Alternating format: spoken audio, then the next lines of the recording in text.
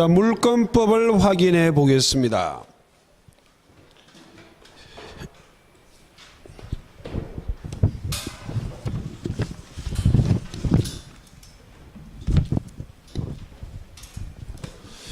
자, 다음 시간에는 모의고사 문제풀이 좀 해보게 준비 좀 하십시오.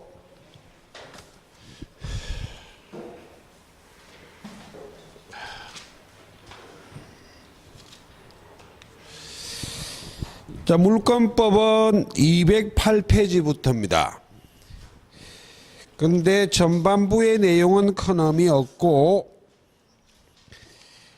자, 215페이지 물건의 종류입니다.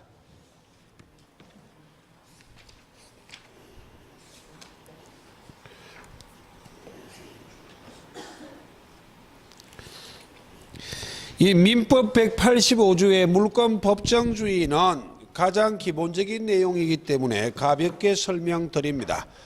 자, 민법 185조가 물건의 종류를 규정하고 있어요.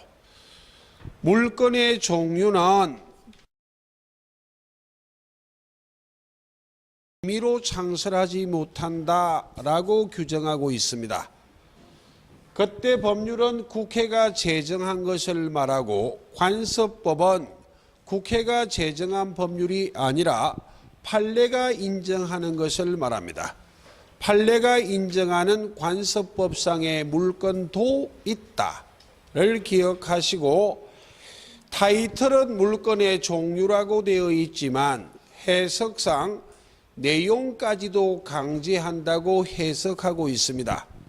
민법 185조는 물권법 강행규정인데 물건의 종류나 내용은 법률이나 관습법에 의하는 외 임의로 창설하지 못한다는 규정은 종류강제뿐만 아니라 내용강제까지도 의미하는 것이다. 그러므로 종류강제, 내용강제를 위반한 것은 강행법규를 위반했기 때문에 무효가 될 수밖에 없습니다. 그리고 판례가 인정하는 관습법상의 물건은 우리 시험 범위는 2개밖에 없어요. 특수지상권, 분묘기지권이 판례가 인정하는 관습법상의 물건입니다. 또한 지상권 할 때 관습법상의 법정지상권 했습니다. 그것도 판례가 인정하는 관습법상의 물건이에요. 그리고 우리 시험 범위는 아니지만 동산의 양도담보도 판례가 인정하는 관습법상의 물건이라고 말한다. 그러나 온천권이나 사도통행권이나 공원이용권과 같은 것들은 판례가 관습법상의 물건으로 보지 않습니다.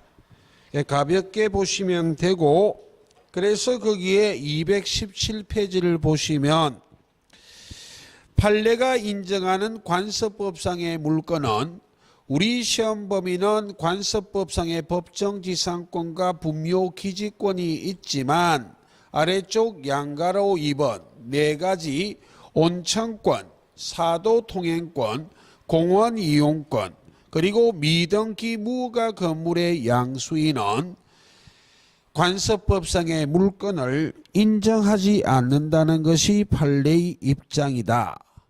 그 중에 미등기 무허가 건물의 양수인에 관련된 논리는 247페이지에 총괄적으로 서술이 되어 있어요.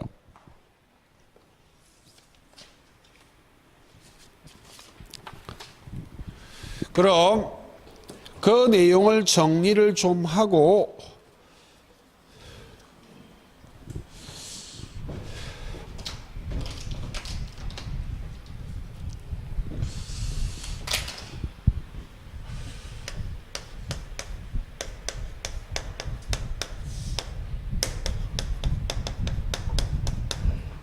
자, 미등기 매수인의 법적 지위입니다.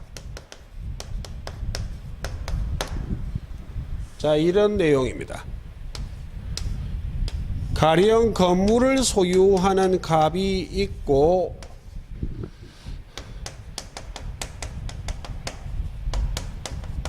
갑을 간에 매매 계약하고 있습니다.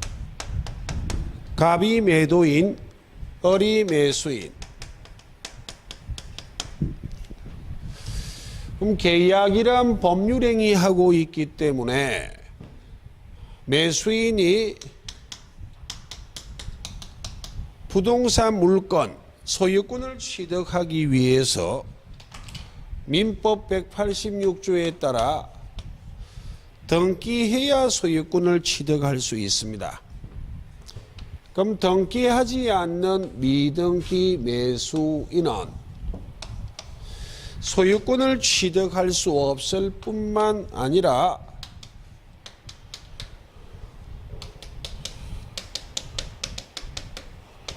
소유권에 준하는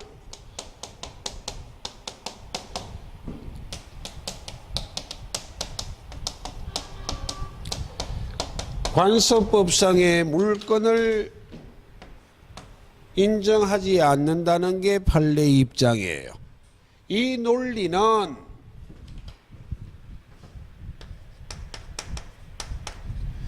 이 건물이 등기할 수 있는데도 등기하지 않는 경우 그때만 적용되는 것이 아니라 건물이 미등기 무허가 건물이라 할지라도 이 논리는 똑같다.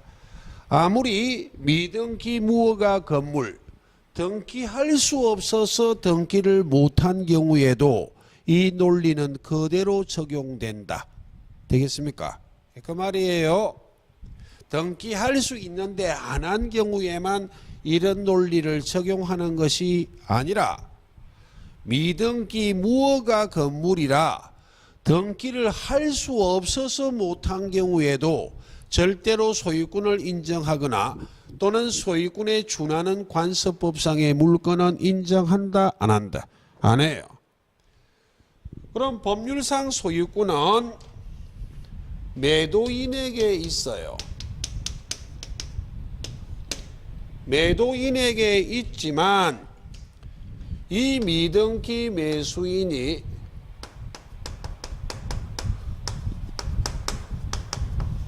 대금을 완납하고 건물을 인도받아 점유하여 사용 수익하고 있다면 이 미등기 매수인은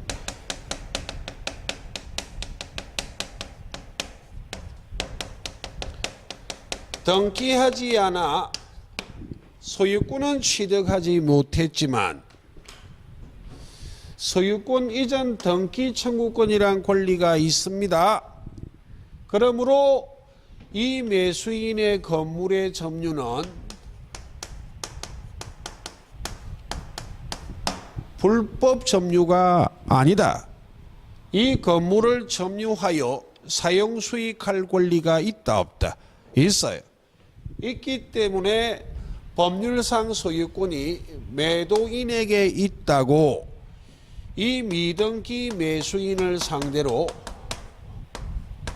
물권적 청구권을 행사할 수는 있다 없다? 없어요. 신의 성실의 원칙에 반합니다.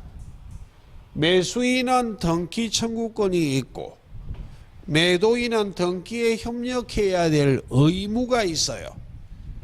의무를 부담하는 자가 권리를 가진 자를 상대로 물권적 청구권이란 권리를 행사하는 것은 권리 행사가 신의에 쫓아 성실히 한 것이다? 아니다. 행사하지 못해요. 그럼 이 미등기 매수인이 또다시 병과 매매하고 병에게 건물을 양도 이전한 것은 병도 이 건물을 사용 수익할 권리 있습니다. 있기 때문에 매도인 갑이 법률상 소유권이 자기에게 있다고 병과 직접 매매하지 않았다고 병을 상대로 물권적 청구권을 행사할 수는 있다 없다? 없어요. 신의 성실의 원칙에 반해요. 그 말입니다. 그리고 아직 등기하지 않는 미등기 매수인도 대금을 완납하고 건물을 인도받아 점유하여 사용 수익하고 있다면 등기하지 않고는 소유권을 취득하지 못하고 소유권에 준하는 관습법상의 물건은 없지만 이 건물을 법률상 사실상 처분할 권한은 있습니다. 이 법률상 사실상 처분권이란 말이 이런 권리하고 다른 말이에요. 그냥 쉽게 접근한다면 이와 같은 미등기 매수인은 이 건물을 지 맘대로 할 수 있는 권리는 있다 없다? 있기 때문에 만약 애초에 갑이 소유하는 건물이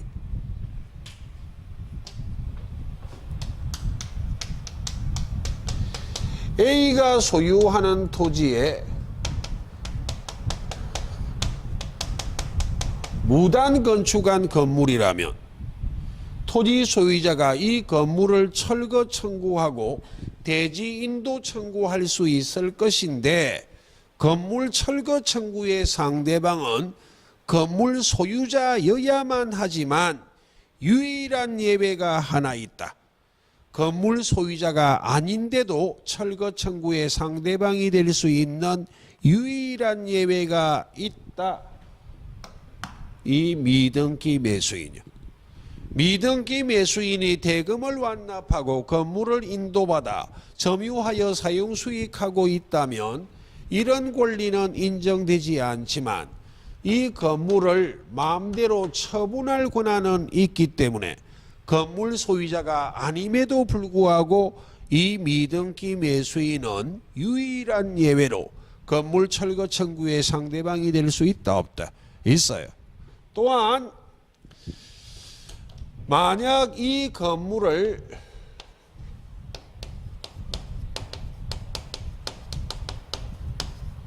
불법 점유하고 있는 B가 있다면 미등기 매수인은 소유권도 없고 소유권에 준하는 관습법상의 물건도 인정되지 않기 때문에 이 미등기 매수인이 B를 상대로 소유권에 기한 물건적 청구권은 행사 못합니다.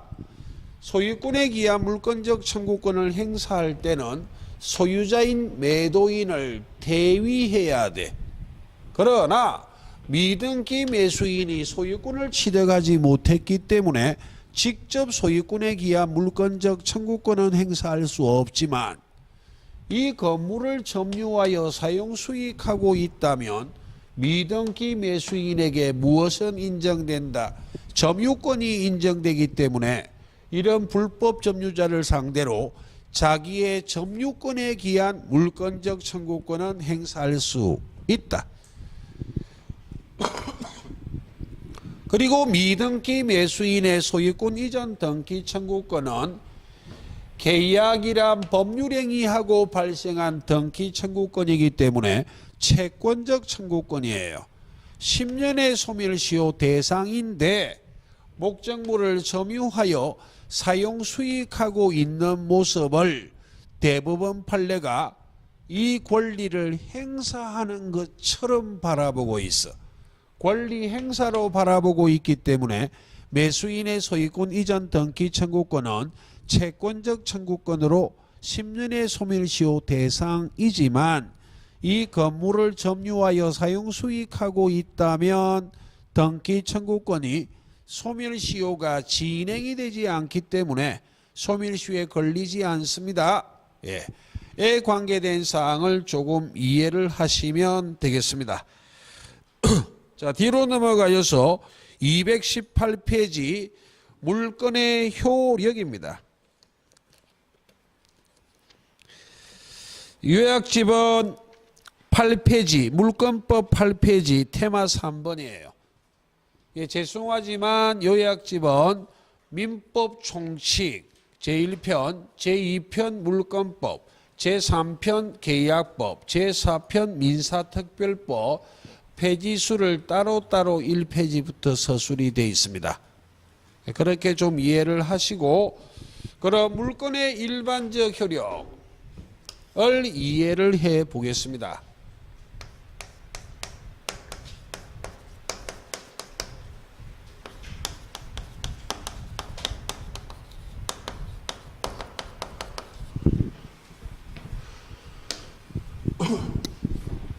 물건의 일반적 효력은 크게 두 가지가 있습니다.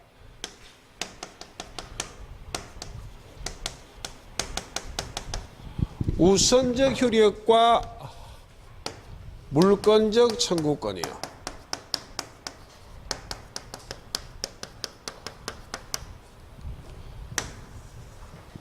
자, 우선적 효력은 가장 기본이기 때문에 적지는 않겠습니다. 동일한 물건 위에 둘 이상의 권리가 존재하고 그 동일한 물건이 이 둘 이상의 권리를 전부 만족시킬 수 없다면, 즉 권리가 충돌이 발생하면 권리의 순위가 문제가 돼요. 이 우선적 효력이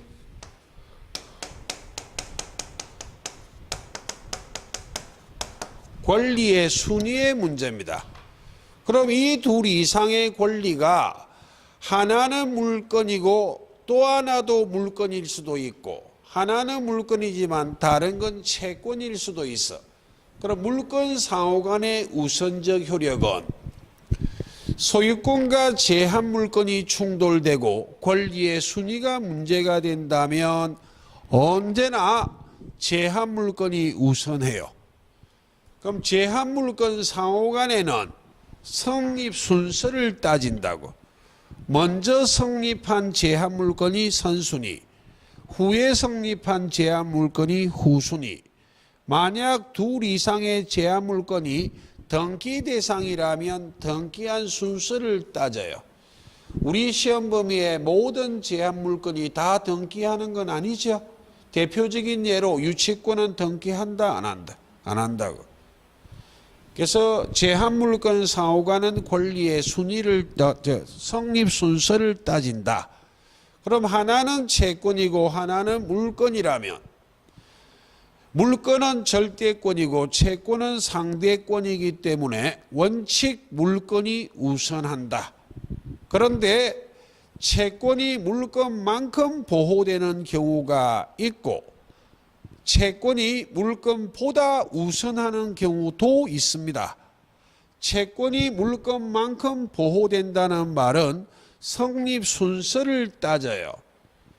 대표적인 채권, 부동산 임차권은 채권에 불과하지만 등기할 수가 있어요. 등기가 되면 물건화되거든. 그리고 등기가 되지 않아도 주임법 상임법에 따라 일정한 요건을 갖추면 등기된 것처럼 대항력이 발생할 수 있다. 그러므로 민법 621조에 따라 등기된 임차권이나 등기되지 않아도 주임법 상임법에 따라 대항력을 갖추고 있는 임차권은 물건화되었기 때문에 물건하고 성립 순서를 따진다.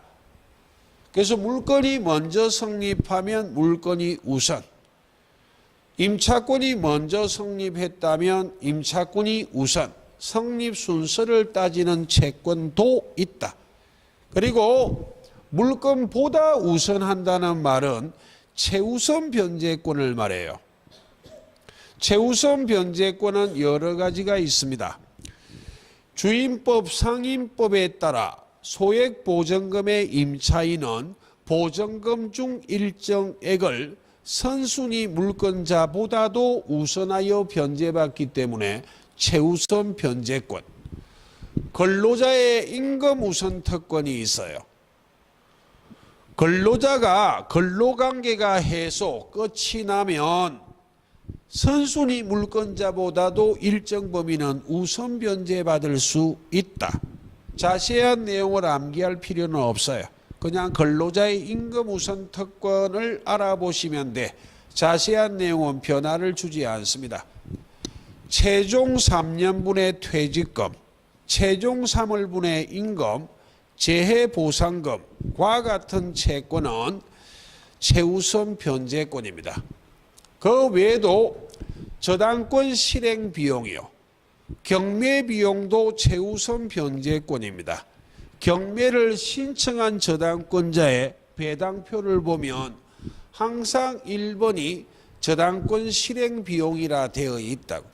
최우선 변제권입니다. 또한 조세 채권, 국세 중에 이른바 당해세, 물건에 부과된 국세, 조세 채권은 선순위 물건보다도 우선한다.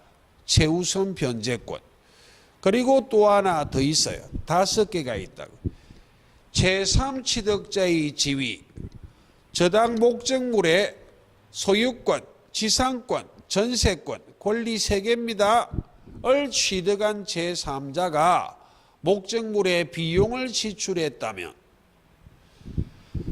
저당 목적물의 저당 부동산의 소유권, 지상권, 전세권을 취득한 제3자가 존재하는데 채무자가 채무를 변제하지 않아 목적물이 경매가 되면 낙찰자가 소유권을 취득하고 제3취득자는 소유권을 상실합니다. 그리고 제3취득자의 아무 잘못 없이 매도인, 즉 채무자가 채무를 변제하지 않는 바람에 소유권을 상실했기 때문에 이 제3취득자가 목적물의 비용을 지출했다면 필요비나 유익비요. 경매 대가에서 우선 상환해 줍니다. 법원에 청구를 해야 돼.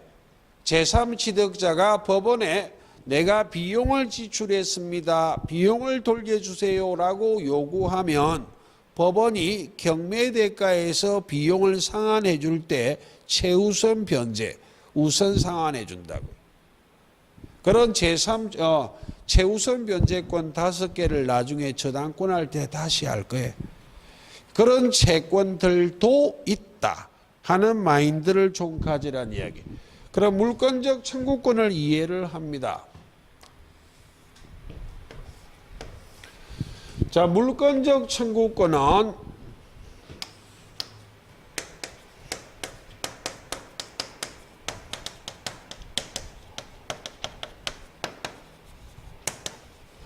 물건의 실효성을 확보하기 위해서 청구권을 하나 만들었다고. 그게 물권적 청구권입니다. 그럼 물권적 청구권이란 권리는 물건의 실효성을 확보하기 위해서 별도로 만든 권리이기 때문에 이 물권적 청구권은 물건하고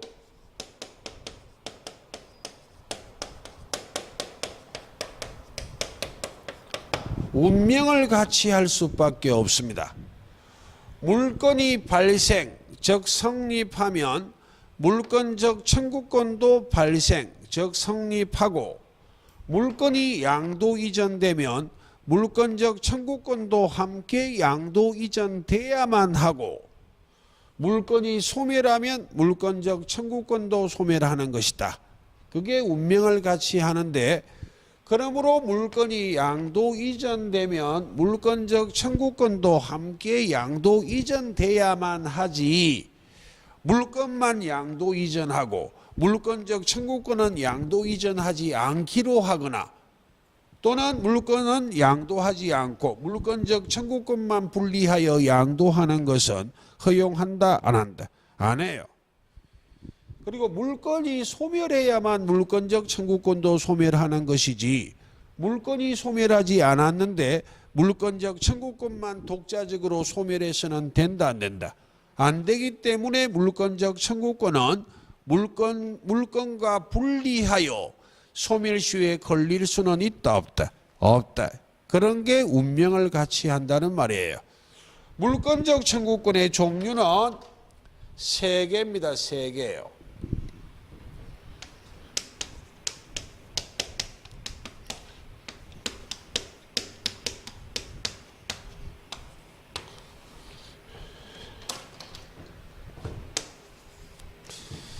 즉 물권적 반환 청구권, 물권적 방해 제거 청구권, 물권적 방해 예방 청구권 첫째 알 수 있는 것이 물권적 청구권에는 방해 예방 청구권이 있기 때문에 물권적 청구권은 언제나 물건이 침해당한 경우에만 행사하는 권리는 아니다. 물건이 침해당할 염려가 있어도 행사할 수 있다 없다? 있어요. 근데 물건이 있다면 반드시 물건적 청구권은 인정될 것이나 모든 물건들이 이 세 가지 청구권이 다 인정되는 것은 아니다. 반환 청구권은 나에게 돌려달라는 반환 청구권은 점유하는 자에게 인정되는 거예요. 그러므로 저당권이란 권리하고 지역권이란 권리는 점유하는 권리다 아니다? 아니라고. 점유하는 권리가 아니기 때문에 그 물건을 나에게 돌려달라고 반환 청구는 한다 못한다? 못해요. 방해 제거, 방해 예방 청구권은 행사할 수 있지만 반환 청구권은 행사할 수 없습니다. 그리고 질권은 시험범위 아니기 때문에 생략, 유치권에 대해서 주의를 하셔야만 합니다. 왜냐하면 유치권은 등기로 공시하는 게 아니라 점유로 공시해요. 그 말이 유치권이 성립하고 존속하기 위해서 점유를 해야만 한다고. 점유를 해야 되기 때문에 유치권이 인정되는 자에게는 점유권도 있습니다. 그러므로 유치권이 침해당한 경우는 현행 민법은 유치권자는 점유권에 기한 물권적 청구권을 행사할 수 있을 뿐 유치권에 기한 물권적 청구권은 인정한다 안 한다? 안 해요. 를 기억하시고 물권적 청구권자와 물권적 청구권 행사의 상대방을 이해합니다.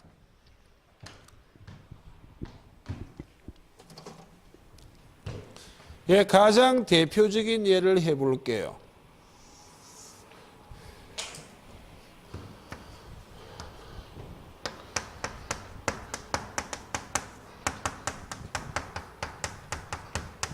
예, 토지를 소유하는 갑이 있고 그 위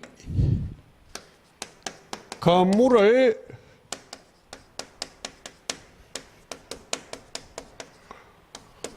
무단 건축한 을이 있습니다. 그럼 토지 위의 정착물 중 건물은 언제나 토지와 독립된 별개의 부동산이지 건물은 절대로 토지에 부합을 하지 않아요. 그러므로 이 건물은 철거 대상입니다. 철거 대상이지만 철거되기 전까지 건물을 소유하는 자는 건물을 건축한 자가 소유자입니다. 예. 그럼 물권적 청구권자와 그 상대방에서 갑을 단 둘을 던져놓고 시험 문제는 안 물어봐요. 물권적 청구권자는 갑이고 상대방은 을이고 이거 모르시는 분은 없거든. 최소한 3명을 등장시킨다고. 그럼 먼저 토지부터 가볼게요. 물권적 청구권자는 현재 물건을 가진 자가 물권적 청구권자예요.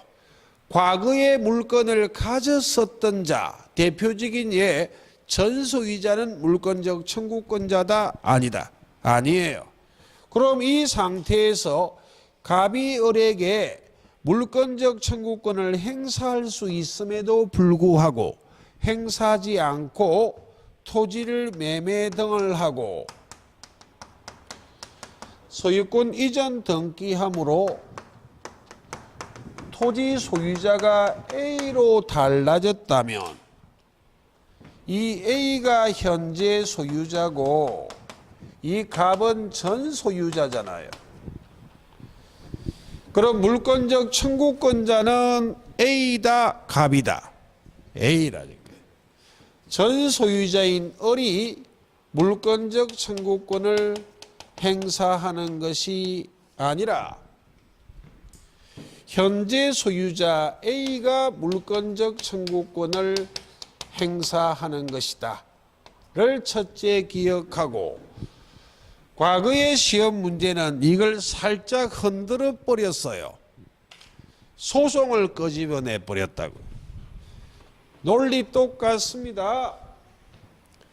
이렇게 물권적 청구권을 행사할 때 갑하고 을 사이에 다툼이 생길 수 있거든. 다툼이란 이야기는 을은 갑한테 아이 당신이 건물 지어도 좋다고 허락했잖아요 라고 주장하고, 갑은 내가 언제? 라고 싸울 수 있다 없다? 있어요. 만약 구두 계약했다면.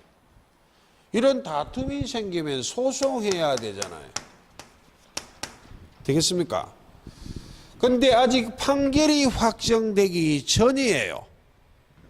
소를 제기한 원고가 소를 제기할 때는 소유자였었다고. 아직 판결이 확정되기 전에 매매 계약하고 소유자가 달라진 상태에서 법원이 판결을 한다면 원고는 이 소송에서 승소한다, 패소한다.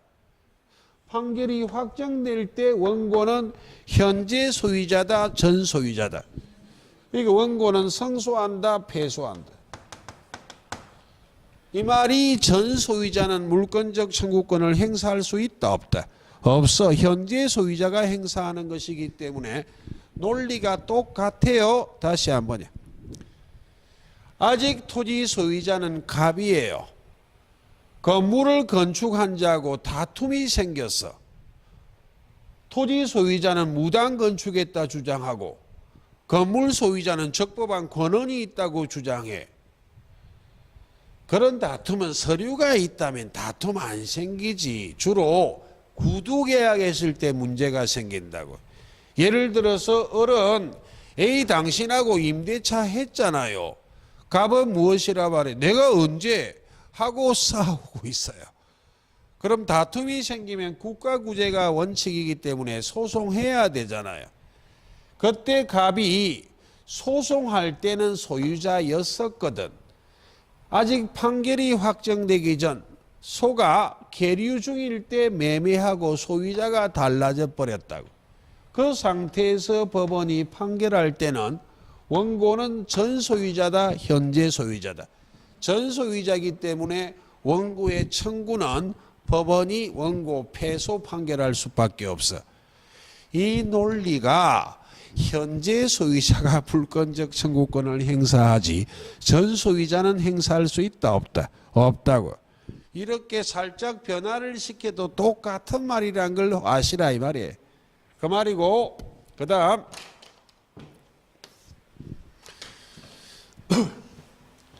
지금처럼 계속 하시면 한 달 지나면 자꾸 실력이 업됩니다.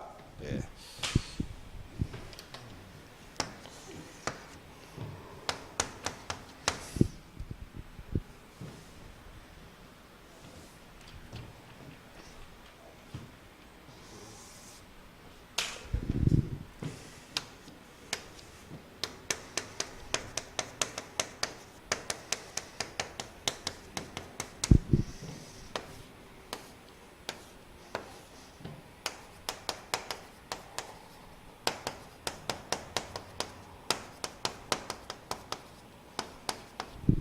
갑의 토지에 을이 건물을 무단 건축하고 있습니다.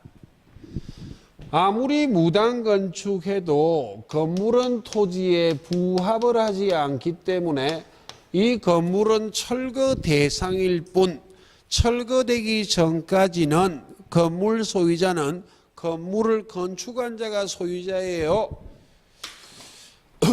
자, 이 상태에서 을이 병과 건물을 매매했습니다. 그럼 을이 건물의 양도인,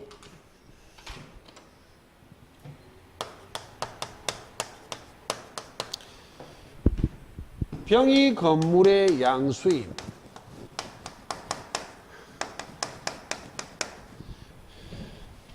매매가 대표적인 예시에 불과하기 때문에 시험 지문에 등장하면 매도인, 매수인이라 오기도 하고 양도인, 양수인이라 오기도 하는데 같은 의미라고 이해하시라 이 말입니다.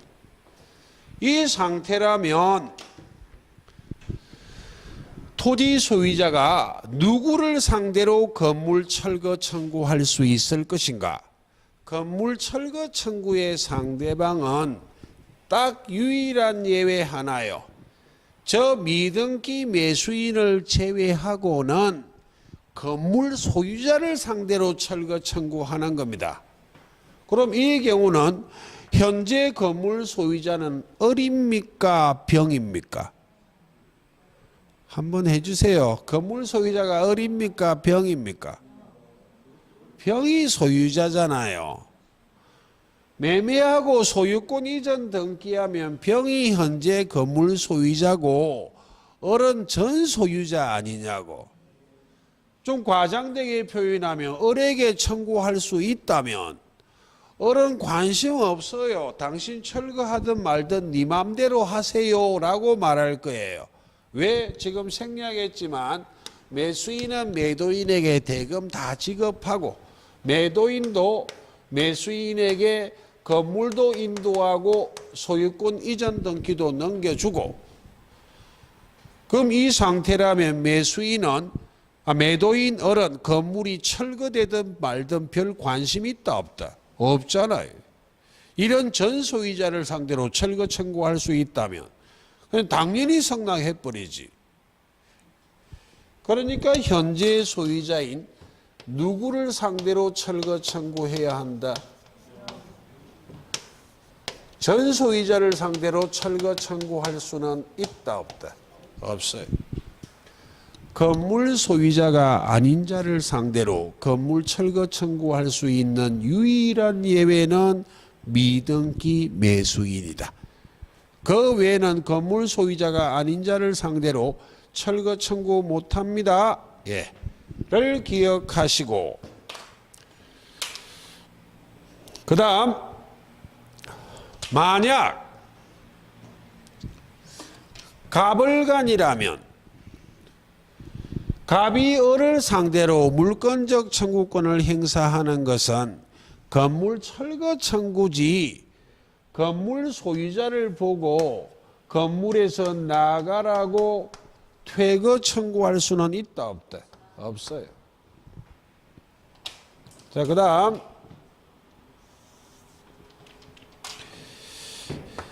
임대를 한번 해볼게요.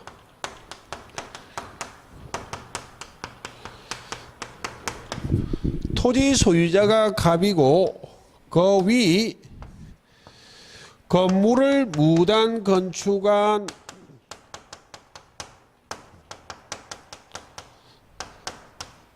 을이 있습니다.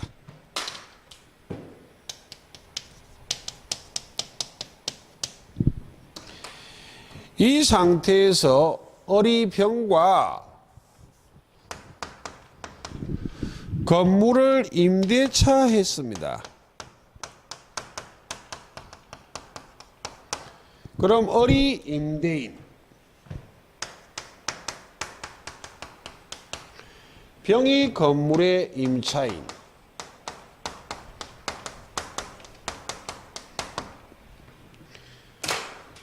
그래서 현재는 이렇게 되어 있어요. 갑이 소유하는 토지에 이 건물에는 지금 병이 거주하고 있는 상태입니다. 그럼 이 상태는 건물 철거 청구는 을에게 합니까? 병에게 합니까? 예, 고맙습니다. 건물 소유자가 을이다, 병이다? 을이요. 건물 철거 청구는 건물 소유자인 을에게 청구하는 것이지 건물 소유자가 아닌 건물의 임차인에게 철거 청구할 수는 있다 없다? 없어요. 그럼 이 건물을 철거하기 위해서는 그 전제로 이 병을 내보내야 되잖아요. 그렇기 때문에 토지 소유자는 건물의 임차인을 상대로 건물을 철거하기 위한 전제로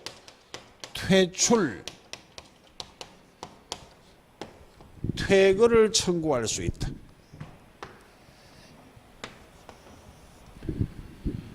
그럼 만약 건물의 임차인이 이 건물이 주택이라면 주임법상의 대항력을 갖추고 있다면 이 건물 임차인을 상대로 퇴거 청구할 수 있을 것인가? 있을까요? 없을까요?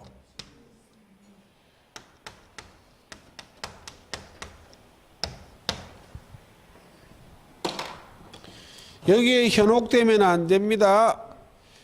이 대항력은 무엇에 대한 대항력이다? 건물에 대한 대항력이지 토지에 대한 대항력이다? 아니다. 아니기 때문에 이 임차인이 건물, 주택에 대하여 주임법상의 대항력을 갖추고 있다 할지라도 이 대항력은 건물 소유자한테 대항하는 것이지 토지 소유자에게는 대항할 수 있다 없다? 없어요. 그러니까 퇴거를 이 경우에도 청구할 수 있다를 기억하시고 현행민법이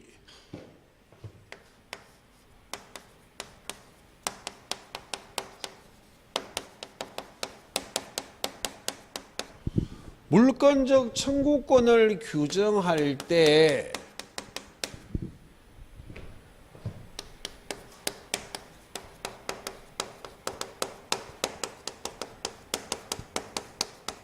손해배상 청구권을 함께 규정하고 있어요.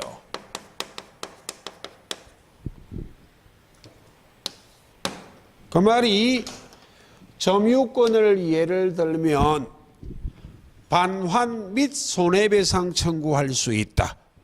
방해 제거 및 손해배상 청구할 수 있다. 방해 예방 또는 손해배상의 담보를 청구할 수 있다. 라고 함께 규정하고 있지만 이렇게 함께 규정한 이유가 이 손해배상 청구권이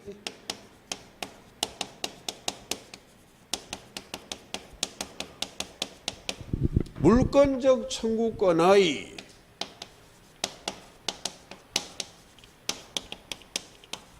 본질적 내용이기 때문에 함께 규정한 것은 아니다. 그냥 함께 규정해서 그냥 편의상 함께 규정하고 있을 뿐이다. 이 말의 의미가 함께 규정은 하고 있지만 이 두 가지 권리의 행사 요건이 같다 다르다.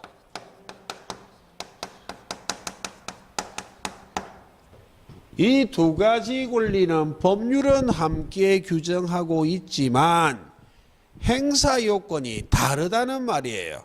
본질적 내용이 아니란 말이.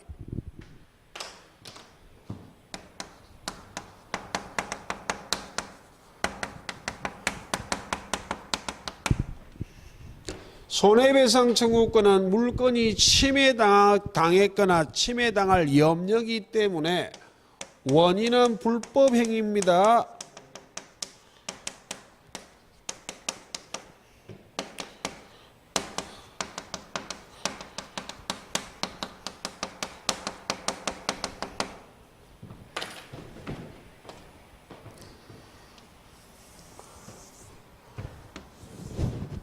자, 물권적 청구권은 물건의 실효성을 확보하기 위해서 인정되는 권리인데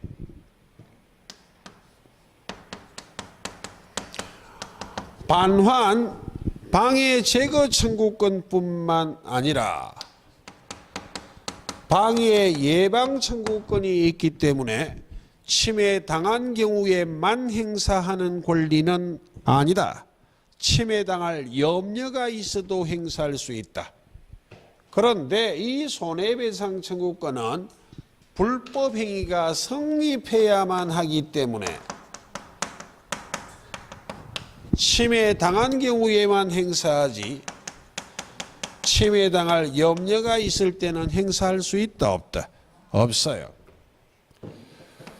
물권적 청구권은 물건의 실효성을 확보하기 위해서 인정되는 권리이기 때문에 침해자에게 고의 또는 과실이 있어야만 행사하는 권리가 아니라 고의 또는 과실이 없어도 행사할 수 있다 없다? 있어요. 근데 손해배상 청구권은 불법행위가 성립해야만 하기 때문에 침해자에게 무엇이 있어야만 한다고? 고의 또는 과실이요.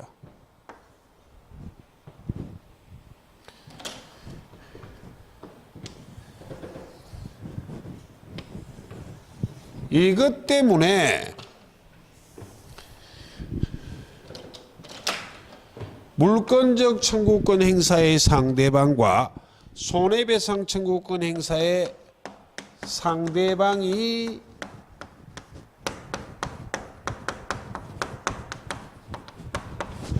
달라질 수도 있습니다.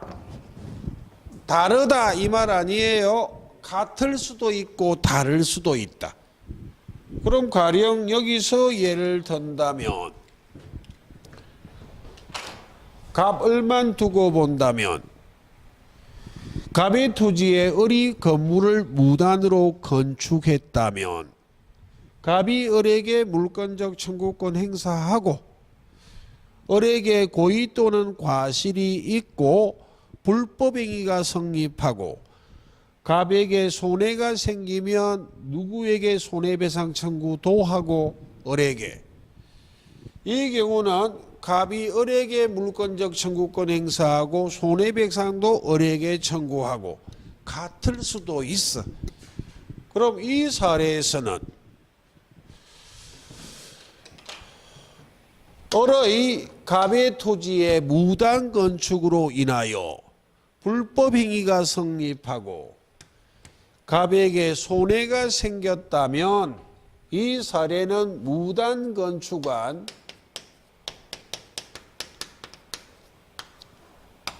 을에게는 고의 또는 과실이 있지만 건물의 양수인 병에게는 고의 또는 과실이 있다 없다? 없어. 그렇지만 침해자에게 고의 또는 과실이 없어도 무엇은 행사할 수 있지만 물권적 청구권. 손해배상 청구는 누구에게 해야만 한다? 을에게.